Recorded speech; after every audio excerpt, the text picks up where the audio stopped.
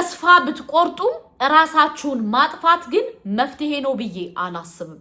እንግዲህ አንድ ወንድማችን ከአረብ አገሩ አላህ ይዛንለት አላህ ጀነተል ፈርዶስ ይወፍቀው ራሱን አጥፍቶ ሞቷል። ምን እንደሆነ እንዴት እንደሆነ አይታወቅም፣ አላሁ አለም። ይህ ወንድማችን እንግዲህ በምን ሁኔታ ሆኖ ራሱን ለማጥፋት እንዳሰበ ራሱን ለምን እንዳጠፋ እኛ የምናውቀው ነገር የለም። ግን እኔ አንድ ነገር ልንገራችሁ፣ ራስ ማጥፋት የመሸነፍ ምልክት ነው ብዬ ነው እኔ የማስቡ። ማንኛችንም ከስኬት ደረጃ የደረስነው ብዙ ዋጋ አልፈን ነው፣ ብዙ ነገር ሆነን ነው፣ በጣም ብዙ ነገር ሆነን ነው። እና ስደት ስትወጡ ሃይምሯችሁን አብስላችሁ ክፉም ደግም መጥፎም ሲገጥማችሁ ቁማችሁ ችላችሁ ምን ብላችሁ ካልሆነ ስደት አትውጡ። ስደት ስትወጡ የቤተሰብ ናፍቆት አለ፣ የቄ ናፍቆት አለ፣ የአፈር ናፍቆት አለ፣ የሀገር ናፍቆት አለ። ብዙ ነገር ይናፍቃቸዋል። ሁለተኛ ደግሞ እኛ ይሳካል ብለን እንወጣለን። ሳይሳካ ይቀርና ያን ነገር ራሳችን ወደ ማጥፋቱ የምንሄደው ነገር ወላሂ አግባብ አይደለም። ለምን አንዳንዴ ነገሮችን አስበን አልመን አስተካክለን መሄድ አለብን እህቶቼ። ገባችሁ? ነገሮችን ሳታስቡ ነገሮችን ሳታስተካክሉ በቃ ራሳችሁ ማጥፋት መፍትሄ ነው ብዬ አላስብም። አንዳንዴ ነገሮችን አስበን አልመን ተረጋግተን ነው ረብል ዓለሚን እኛ የሰጠን እቃ ሙሉ እቃ መመለስ አለበት ብዬ ነው ማምነው። ገባችሁ? አላህ የአይናችን እግራችን ሁሉ ሰውነታችን ለኛ የተሰጠ አማና ነው። ገባችሁ?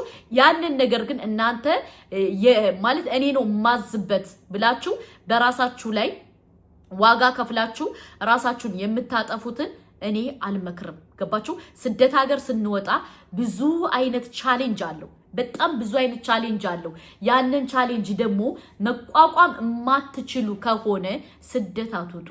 የሞተው ወንድማችንም አላህ ይዘንለት፣ አላህ ይረሃመው፣ አላህ ጀነተል ፈርዶስ ሲወፍቀው። እኔ ልንገራችሁ ያ ጀማ፣ እኔ የሙሐመድ አማሟትና የዚህ ልጅ አማሟት እኔ ወላሂ በጣም ነው ያሳዘኑኝ ሁለቱም። ሙሐመድ ያልፍልኛል ብሎ ኢቃ ማስተካከዬ እመጣለሁ ብሎ ነው የአሳ ትራፊ የሆነው። ገባችሁ? ይሄ ልጅ ወንድማችን ደግሞ ችግሩን ቢያልፈው ዝም ቢል ማለት ነገም ሌላ ቀን ነው ቢል እኮ ይሄ ልጅ እኮ ሸይጣን እንትን ይል ነበር። ገባችሁ? እና ይሄ ወንድማችን እንግዲህ ሙቷል። አላህ ጀነተል ፈርዶስ ሲወፍቀው፣ አላህ ይርሃመው። ግን እኔ ምን እንደታዘብኩ ታውቃላችሁ? ያ ጀማ ሞትን መፍትሄ ነው ብላችሁ አትሰቡ። ስደት ሀገር ስንወጣ ክፉም አለ ደግም አለ፣ ሊርበንም ይችላል፣ ብዙ ነገር ሊያጋጥመን ይችላል። ያንን ነገር ደግሞ ተቋቁመን ነው ማለፍ ያለብን እንጂ ተቋቁመን ማለፍ ማንችል ከሆነ ካለ መሰደድ ከተሰደዳችሁ ደግሞ ጠንካራ መሆን አለባችሁ። ምናልባት ምግብ የሌለው ቤት ሊገጥማችሁ ይችላል። ምናልባት ደግሞ አንዳንድ መዳሞች ደግሞ ሕክምና ላይ ወስዷችሁ ይችላል። በቃ የአረብ ሀገር ኑሮ የሚያቀያቀዋል። ከዛ ደግሞ ኢትዮጵያ ሂደንም ኢትዮጵያ ብር ልከንም ደግሞ ለፍተን ጥረን ደክመን የምናመጣቸው አይመስለውም። ያን ገንዘቡን ዝም ብለን የምናመጣቸው ይመስልና አንዳንድ ሰዎች ገንዘቡን አይኖ እንትን ይሉታል። እና ይሄ ወንድሜ ወላሂ እኔ በጣም ነው ያሳዘነኝ። ገና ልጅ ነው፣ በጣም ቆንጆ ነው ማለት መዳር ይፈልጋል፣ ቤት መያዝ ይፈልጋል፣ ላይፍ ይፈልጋል፣ እናት ትኖረዋለሽ፣ ቤተሰብ ይኖረዋል። በምን ግን ታንቆ እንደሞታ አይታወቅም። እና ራሳችሁ ማጥፋት መፍትሄ አይደለም። ለነገሮች ሁሉ መቋቋም፣ ለነገሮች ሁሉ ዋጋ መክፈል፣ ለነገሮች ሁሉ አስተካክላችሁ መሄድ የእናንተ ፋንታ ነው። ስደት ሀገር ስንወጣ ብዙ ነገር አለ፣ በጣም ብዙ ነገር አለ። በጣም ብዙ ራሳችንን ኮንትሮል ማድረግ አለብን። እና ለሞተ ወንድሜ አላህ ይዘንለት፣ አላህ ጀነተል ፈርዶስ ሲወፍቀው፣ በረህመት እጁ አላህ ይዳስሰው። ግን ራስን ማጥፋት ደግሞ ጥሩ አይደለም። በተለይ በእኛ በእስልምና አይፈቀድም። እና እህቶቼ ወንድሞቼ ስሜታችሁን ቆጠብ አድርጉ። የሆነ የሚያናድዳችሁ ነገር ካለ ማትችሉ ከሆነ አገር ቤት ሂዳችሁ ራሳችሁን ትሪት አድርጋችሁ ራሳችሁን አዝናንታችሁ ራሳችሁን እንትን ብላችሁ ተመለሱ። ለከሌ ቡና ሳሊስ፣ ለከሌ ጨው ሳሊስ፣ ለከሌ በርበሬ ሳሊስ፣ ለከሌ የምትሉት ነገር አቁሙ። እነዛ ሰዎች እኛ ወሰንንላቸው አልወሰንንላቸው አያመሰግኑም። ሰው እናንተ መጀመሪያ ራሳችሁን መውደድ አለባችሁ። ራሳችሁን ሳትወዱ ሌላ ሰው ለማስደሰት አትጣሩ። አይ እኔ አሁን ወደ ኢትዮጵያ በመለስ እኮ ለከሌ እንደዚህ ስላልያዝኩ እንደዚህ ይለኛል፣ ለከሌ እንደዚህ ሳልይዝ እንደዚህ ይለኛል የምትሉትን ነገር አስተካክሉ ውዶቼ። ለምን ካላችሁ እነዛ ከሌዎች ቢያወሩ ቢለፈልፉ ምን ቢሉ እናንተ የሆነ ነገር ስትሆኑ አያዩአችሁም። እናንተ የሆነ ነገር ስትወድቁ ዋጋ ስትከፍሉ ዋጋ ምን ያክል ዋጋ እየከፈላችሁ እንደሆነ አያዩአችሁም።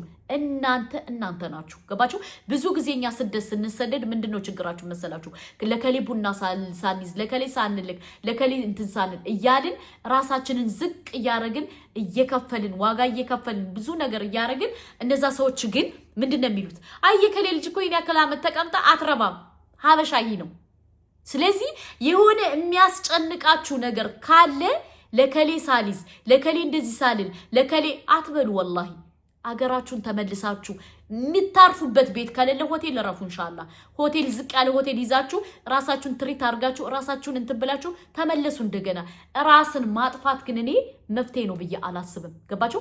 ራስን ማጥፋት፣ ራስን መጉዳት፣ ራስን የሆነ ዝቅ ማድረግ ራስን ማስቀየም ነው። ገባችሁ?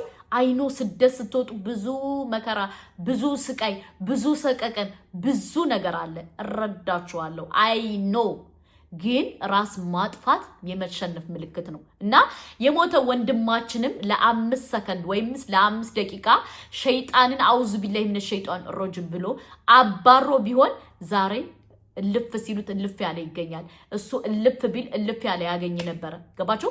እና ማለፍም አልቻለም ሂዷል። ግን ለእናት ህመም ነው፣ ለአባት ህመም ነው።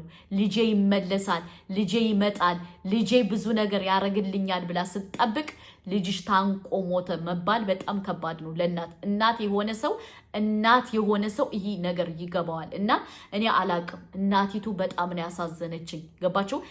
መቼም የኛ ሰው ለወሬ አንደኛ ነው። ወዲያው ነው በፌስቡክ በቲክቶክ በምን ለጣጥፈው ያደረሱት። እና አላቅም እህቶቼ ወንድሞቼ፣ ስደት ሀገር አይኖ በጣም ብዙ መከራ አለ፣ በጣም ብዙ ስቃይ አለ፣ በጣም ብዙ ነገር አለ።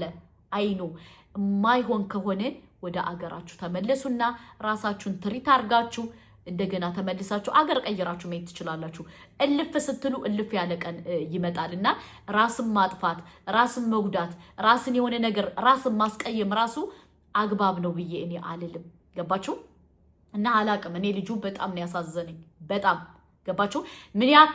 ምን ያክል ቢከፋው ነው በራሱ ጨክኖ ነፍስያውን በገመድ እንትን ብሎ የሄደ አላቅም። እና እህቶቼ ወንድሞቼ ለአላህ ብላችሁ ራሳችሁን አታስቀይሙ። ሰው እንደዚህ ሊለይ ሰውን እንደዚህ ሊለይ የሰውን ላጣርጋችሁ ተውት። ሰው እናንተ ሲያልፍላችሁ እናንተ በቃ ኢትዮጵያ ያላችሁ ማቃችሁ እኮ እናንተ ውጭ ስትወጡ እኮ ዝምድናው ማጠባበቅ ይፈልጋሉ። እና ለከሌ ቡና ሳሊዝ ለከሌ ጨው ሳሊዝ ካላችሁ አድርጉ፣ ከሌላችሁ ግን ራሳችሁን እያስቀየማችሁ ለከሌ ብላችሁ አትኖሩ። ቅድሚያ ለራሳችሁ ስጡ። እናት አባት ፈርድ ነው፣ እናት አባት ሀቅ ነው። ከዛ ውጭ ግን ለከሌ እንደዚህ ሳልል እያላችሁ ራሳችሁን እያስቀየማችሁ አልሳካ ሲላችሁ መሞት የለባችሁ። ኑሩ። ለራሳችሁ ባታስፈልጉ እናት አባቶቻችሁ የናንተ መኖር ያሳስባቸዋል። የናንተ መኖር የናንተ እናቴ ብሎ መደወሉ አባቴ ብሎ መደወሉ ቀልድ አይደለም። እና ራሳችሁን አታጥፉ። ለአላህ ብላችሁ መኖር ላለባችሁ ኑሩ። ራስ ማጥፋት የመሸነፍ ምልክት ነው እኔ ብዬ የማስበው። እና ራሳችሁን እያጠፋችሁ እኛንም ልባችሁን አትስበሩት። እኔ እናት ስለሆንኩኝ እናቲቱ ምን ያክል እንደሚሰማት አይኖ እረዳታለሁ። እና አላቅም እኔ በጣም ነው ያሳዘነኝ። ልጁ ደግሞ ምናልባት 24 23 ዓመት ቢሆነው ነው። አስባችሁታል? ምናልባት ሸይጣንም ቢያሸንፍ እኮ እልፍ ቢል እኮ እልፍ ያለ ነገር ይገኛል። እና እህቶቼ እንደዚህ ራሳችሁን አጥፎ የሚላችሁ ስሜት ካለ ወደ አገራችሁ ተመልሳችሁ ኢትዮጵያ ራሳችሁን ትሪት አድርጋችሁ ተዝናንታችሁ መኖር ያለባችሁ ለራሳችሁ ነው። እናንተ ስትኖሩ ነው ለሌላ ሰው ማድረግ ማለት ዋጋ መክፈል የምትችሉት። ራሳችሁን ግን በገመድ እየሸለቀቃችሁ መሄድ አግባብ ነው አልልም። በእኛ በእስልምና አይፈቀድ፣ በየትኛውም ሃይማኖት ራስን ማጥፋት አይፈቀድም። ለሞተ ወንድሜም አላህ ይርሃመው፣ አላህ ይዘንለት፣ አላህ ጀነተል ፈርዶስ ሲወፍቀው። እኔ ግን ሐቂቃ በጣም ነው ያሳዘነኝ። በጣም ለምን ልጅነቱ ራሱ ሲያሳሳ እናት እንግዲህ ልጅሽ እንደዚህ ሆነ ብላ ስትረዳ ስሜቱ ገብቷችኋል፣ ስሜቱን አውቃችሁታል፣ ስሜቱን ተረድታችሁታል። በጣም ከባድ ነው እና እህት ወንድሞቼ ለአላህ ብላችሁ ራስን ማጥፋት ራስን የሆነ ነገር ማድረግ አግባብ ነው ብዬ አልልም። በቻላችሁት መጠን ራሳችሁን ጠብቁ፣ ራሳችሁን አታስቀይሙ። ራሳችሁን ረብል ዓለሚን ኑ ባለን ጊዜ በአላህ ፍቃድ ነው መሄድ ያለብን እንጂ ራሳችን ማጥፋት መፍትሄ አይደለም።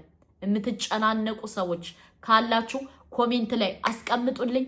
እኔ በውስጥ ላማክራችሁ ፈቃደኛ ነኝ። ከጊዜ ቆጥቤ ገባችሁ። ራሳችሁን እንደዚህ የሆነ የሸይጣን ውስዋስ ሲመጣባችሁ አኡዙ ቢላሂ ሚነ ሸይጣን ረጂም ብላችሁ ራሳችሁን ትሪት አድርጉ። ወደ ውጭ ውጡ። ራሳችሁን በቃ ወደ ውሃ ዳር ሂዳችሁ ራሳችሁን ስታዝናኑት በቃ ያን የ5 ደቂቃ የ5 ሰከንድ ስሜትን እንትን ስትሉት ያልፋል። ማልፍ ነገር የለም። ለዚህ ወንድማችንም አላህ ጀነተል ፈርዶስ ሲወፍቀው እያላችሁ ዱአ አድርጉለት። በረህመት እጁ አላህ ይዳስ